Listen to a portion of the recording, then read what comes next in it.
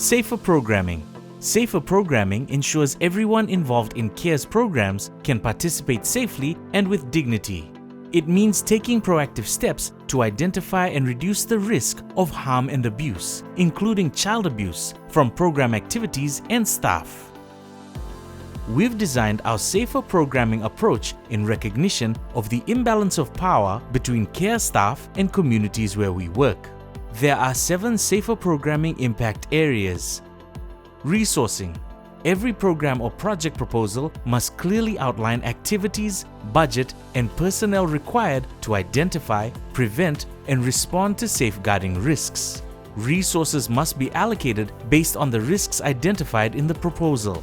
Country teams, partners, and communities should also be consulted to ensure the risk mitigation activities are meaningful and proportionate.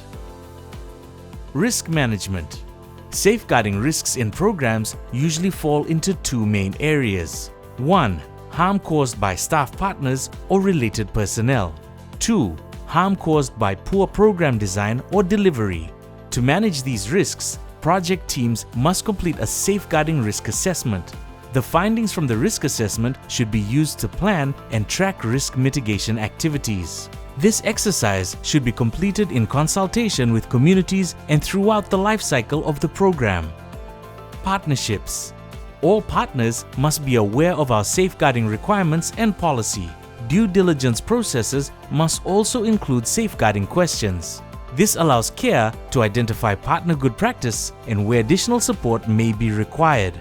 Where capacity strengthening is needed, CARE will work with partners to co-create action plans.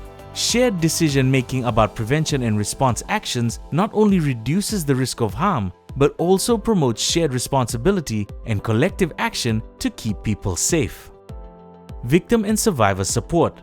We must map local support services so victims and survivors of abuse have access to safe, functioning, and appropriate referral pathways. Support must be timely, confidential, and centered around the needs of the victim or survivor.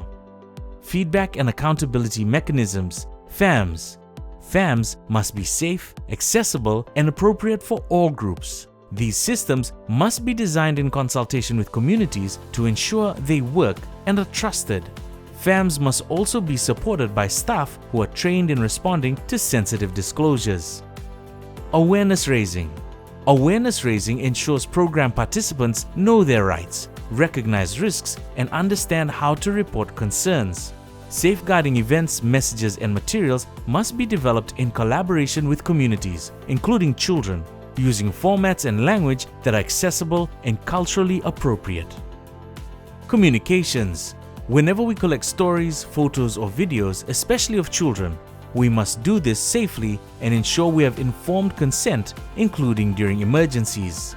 Everyone featured should understand what they are agreeing to and how their story or images might be used. For children, we must have both verbal and written permission from the child and their parent or caregiver. Any person featured has the right to change their mind. They should know who to contact if they want to withdraw permission. Together, these 7 safer program impact areas help ensure the safety, dignity, and rights of everyone we work with. For further resources and guidance on safer programming, visit the Safeguarding Hub on CareShares or speak to your safeguarding focal point.